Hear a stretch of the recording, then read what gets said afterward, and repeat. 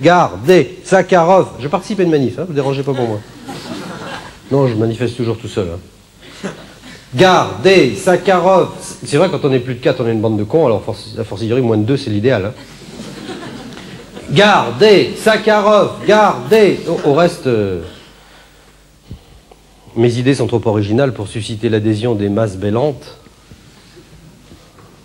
ataviquement acquises aux promiscuités transpirantes et braillardes, inhérentes à la vulgarité du régime démocratique, imposé chez nous depuis 2 siècles par la canaille régicide.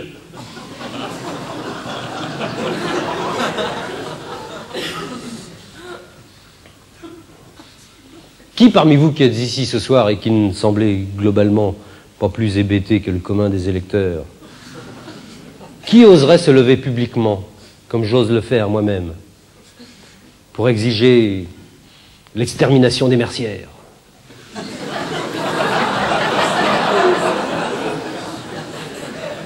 L'émasculation des architectes paysagistes, le rétablissement de la peine de mort en France pour les chanteurs illettrés et l'interdiction de stationner devant chez moi.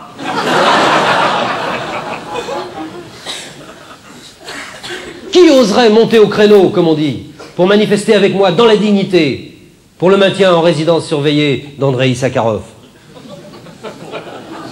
Mais savez-vous au moins qui il est, ce Sakharov? Vous qui geignez sur son sort, par routine, par coutume, parce que c'est dans le courant des idées reçues. Attention, il ne faudrait pas vous tromper. Sakharov, ce n'est pas un doux rêveur écorché que broie la main de fer d'un État totalitaire, après tout, judicieusement attaché à ses coutumes millénaires d'ordre et de discipline. C'est le papa de la bombe atomique soviétique, Sakharov. C'est un considérable gredin qui a passé le plus clair de son existence à mettre au point la 2e moitié du programme d'anéantissement total de la planète. C'est un dangereux maniaque, ce type. Oui, vous allez me dire que son prix Nobel lui a coûté cher, je sais. Mais vous savez, il n'y a jamais très loin d'un Cher-Nobel à Tchernobyl. Et puis, venez pas me parler de la soi-disant non-responsabilité du savant face aux utilisations détournées de ses découvertes. Parce que là, je rigole. Il y a autant de savants innocents dans le monde qu'il y avait de paysans persuadés d'habiter près de l'usine Olida dans les faubourgs de Buchenwald.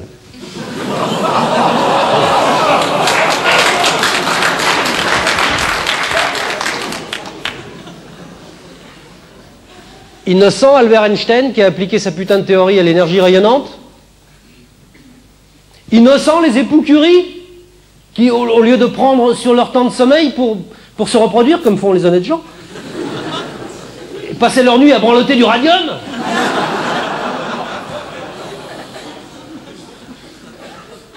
Pierre et Marie Curie sont coupables. Et je peux le prouver. Parfaitement. Je viens de démêler un écheveau de preuves contre eux. Et je suis prêt à le crier bien haut. Vive les chevaux, à bas les Curie!